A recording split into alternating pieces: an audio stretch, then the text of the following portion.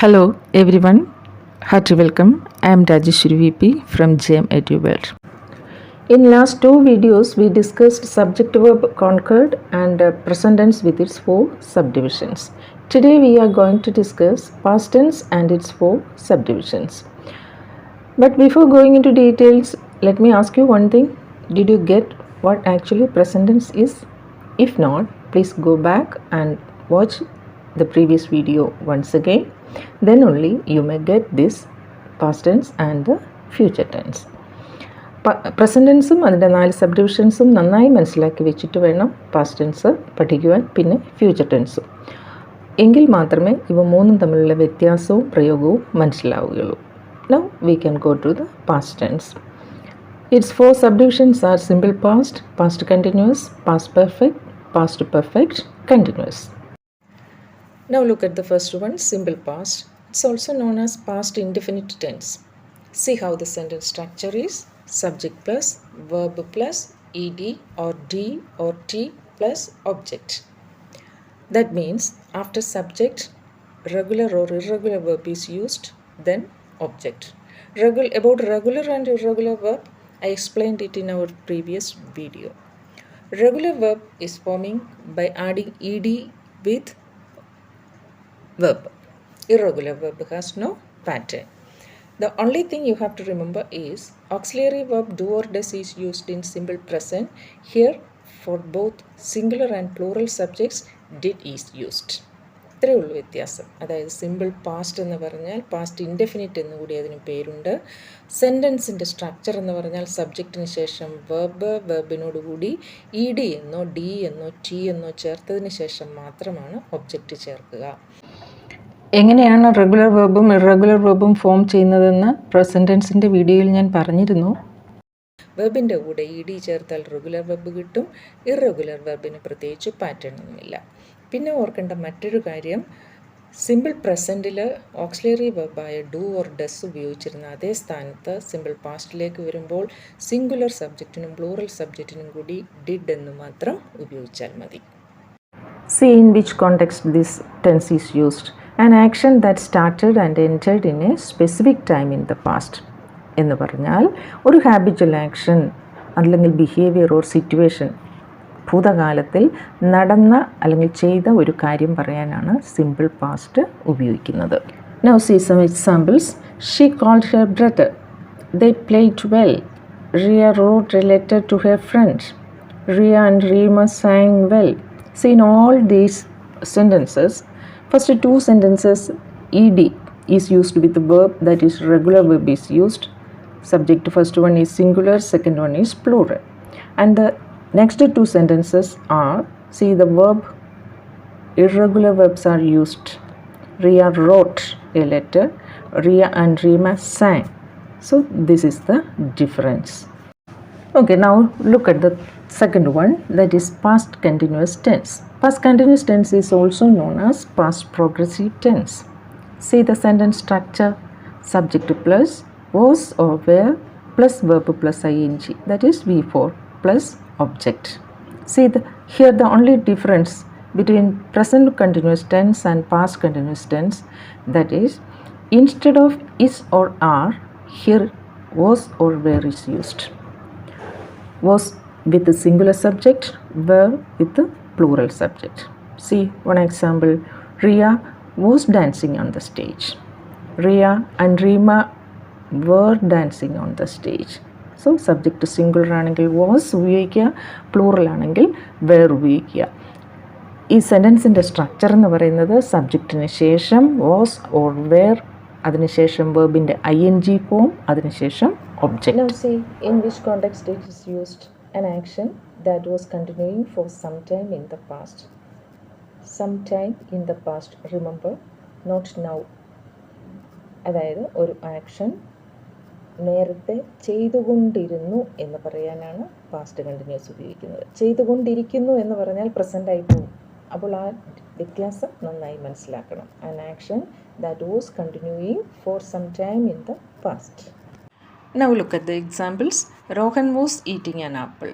They were playing cricket. First sentence Rohan singular subject, second sentence they plural. So was and were used respectively. Third and fourth sentence, again we can see continuous action where it comes I was reading, my mother was cooking. ഇതൊക്കെ പാസ്റ്റിൽ തുടർന്നുകൊണ്ടിരുന്ന പ്രവൃത്തിയാണ്, ചെയ്തുകൊണ്ടിരുന്ന പ്രവൃത്തിയെ സൂചിപ്പിക്കാനാണ് past continuous tense ഉപയോഗിക്കുന്നത്. Now the third one is past perfect tense. See the sentence structure: subject plus, had plus, past participle of the verb or V3 plus object. ഇവിടെയുള്ള വ്യത്യാസം എന്ന് പറഞ്ഞാൽ both for singular and plural subjects had is used, no change at all. Now see in which context this tense is using: a completed action in the past.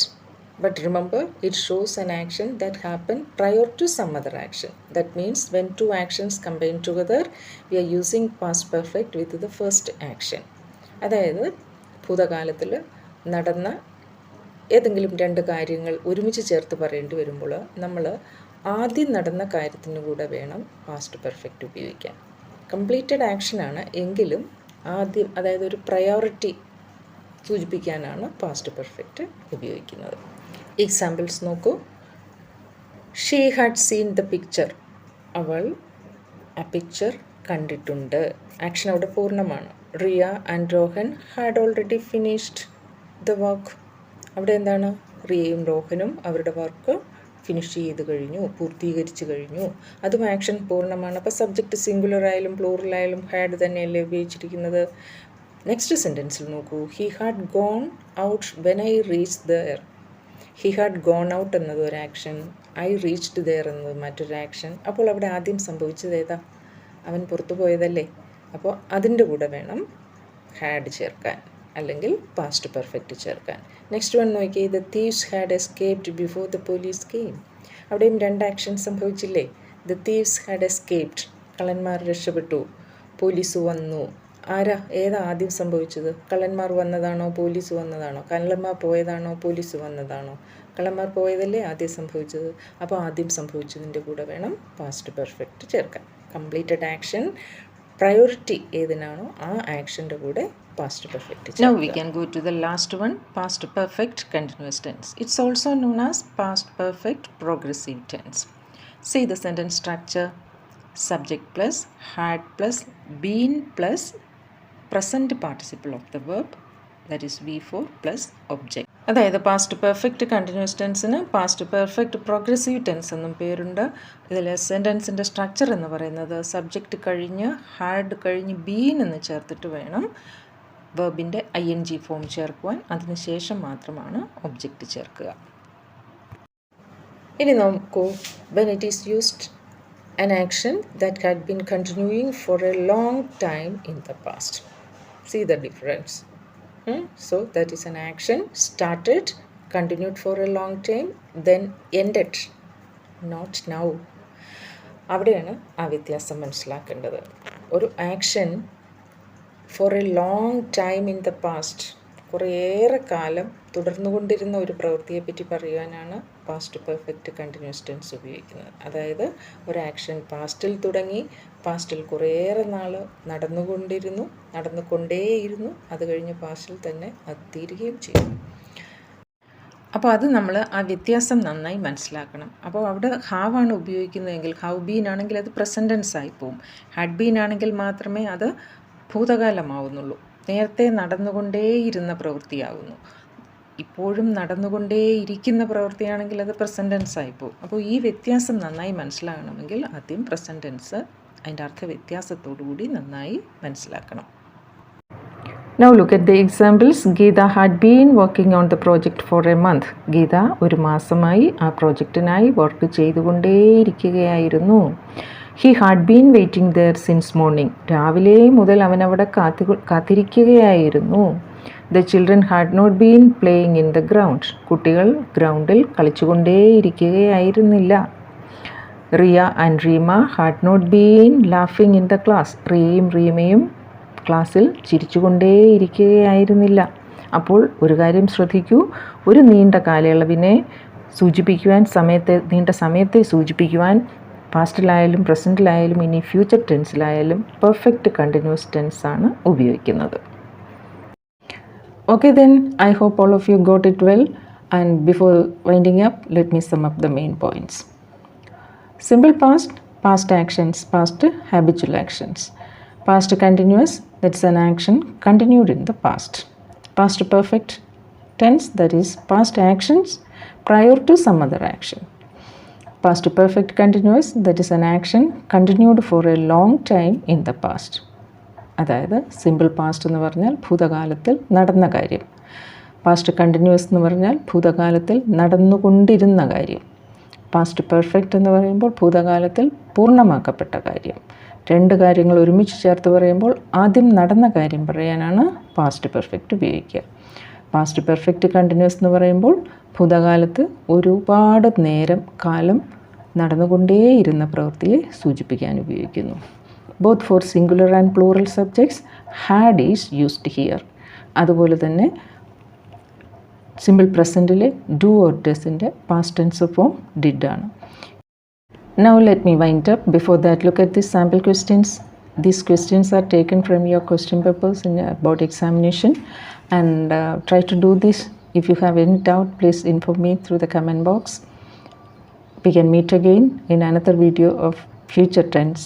Till then, bye.